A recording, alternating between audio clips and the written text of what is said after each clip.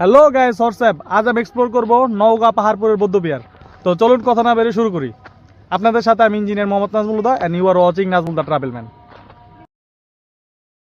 শুরুতেই ঢাকার গাবতলী, মহাখালী, সায়দাবাদ থেকে যে কোনো লোকাল গাড়িতে করে নওগাঁর উদ্দেশ্যে রওনা দিবেন। এক্ষেত্রে পার পারসন 350 থেকে 400 টাকার ভিতরে টিকিট পেয়ে যাবেন। তো আমি এখানে সোলো ট্রাভেল করতেছি, তো একটা টিকিট আমি 400 টাকা দিয়ে নিছি। ঢাকা হতে নওগাঁর সোমপুর বিহারের দূরত্ব প্রায় 250 কিলোমিটার। তো এই যাত্রা আমাকে মূলত বাস, সিএনজি এবং অটোর মাধ্যমে দিতে হবে। মূলত এই ট্রিপটি একদিনের ভিতরে কমপ্লিট করবো। তো আমি রাত 11টা বাজে ঢাকা হতে 400 টাকা দিয়ে টিকিট কেটে নওগাঁর উদ্দেশ্যে রওনা দিই। ভোর 6টা বাজে আমাকে নওগাঁ স্টেশনে নামিয়ে দেয়। নওগাঁ যেতে আমার আনুমানিক 7 ঘন্টা প্লাস টাইম লাগে। নওগাঁর একটি ইতিহাস আছে এই নামকরণে। নওগাঁ শব্দটি মূলত ফরাসি শব্দ নৌ মানে নতুন এবং গা মানে গ্রাম, এ থেকে এসেছে নওগাঁ। নওগাঁ মূলত প্রাকৃতিক সৌন্দর্য, খাদ্যশস্যে ভরপুর এবং সহজ সরল মানুষ দিয়ে ভরা। নওগাঁর অনেক ঐতিহ্যবাহী খাবার রয়েছে, তো এর ভিতরে নওগাঁর চাল ও সন্দেশ এটি অত্যন্ত বিখ্যাত। তো দেখতে দেখতে আমি নওগাঁ চলে আসছি। এই হচ্ছে নওগাঁ নামলাম, এখন বাজে ভোর 6টা।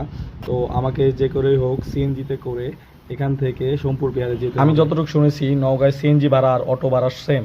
তো কথা না বাড়িয়ে আমি একটা সিএনজি 100 টাকায় ভাড়া করলাম নওগাঁ সোমপুর বিহার পর্যন্ত। তো দেখতে দেখতে নওগাঁর যে প্রাকৃতিক অঞ্চলগুলা সেগুলো আপনাদের দেখাইতেছি। এখানে খালি ধান ক্ষেত আর ধান ক্ষেত, চারিদিকে যেদিকেই দেখান যে বিঘার পরে বিঘা ধান ক্ষেত। দেশের একটা রাজস্ব, দেশের খাদ্যশস্য ভাণ্ডারে চালের ভূমিকায় নওগাঁর অবদান রয়েছে। নওগাঁ শহরে আসতে একটা অসুবিধা হইতেছে, তো প্রচুর ঝাঁকি খাওয়া লাগতেছে, কারণ এখানে যে বেশিরভাগই রোডই ভাঙাচোরা। তো সিএনজিতে করে যেতেছি, সামনে বসছি তো ভিডিও করার জন্য, তো বুঝতেই পারতেছেন কতটা অসুবিধা হইতেছে একদম ভাঙাচোরা রোডে যেতে। তো আমি খুবই এক্সাইটেড যে সোমপুর বিহারে যাইতেছি। তো আমরা খুবই কাছাকাছি চলে আসছি সোমপুর বিহারের। এটা হইতেছে সোমপুর বিহারের রোড। খানিকটা পরপরই ভাঙাচোরা যে রোডগুলো আছে, তো এগুলো দেখতেই পাচ্ছেন আপনারা। তো আপনারা পারলে প্রাইভেট কারে আসবেন, এই ক্ষেত্রে ভালো হবে। আর যদি আমার মতো সোলো ট্রাভেলার হয়ে থাকেন তাহলে যে কোনোভাবে আসতে পারবেন। আমি যেহেতু খরচ বাঁচিয়ে ঘুরি, তো আপনারা বুঝতে পারতেছেন যতটা শর্ট খরচে পারি ঘুরে বেড়াই। সোমপুর বিহারটা মূলত পাহাড়পুর বৌদ্ধ বিহার নামেও পরিচিত। তো দেখতে দেখতে আমরা খুবই কাছাকাছি চলে আসছি পাহাড়পুর বৌদ্ধ বিহারের। এখান থেকে এই যে বৌদ্ধ বিহারটা দেখা যাইতেছে স্পষ্ট। তো আমরা বৌদ্ধ বিহারের যে পাশের রোডটা আছে এই রোডটা দিয়ে যাইতেছি। এই যে আমি নামবো, এখন চলে আসলাম পাহাড়পুর বৌদ্ধ বিহার গেটে।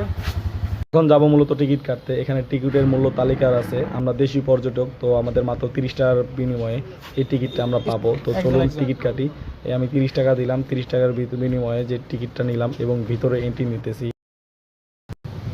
গার্ড দেখলো না, টিকিট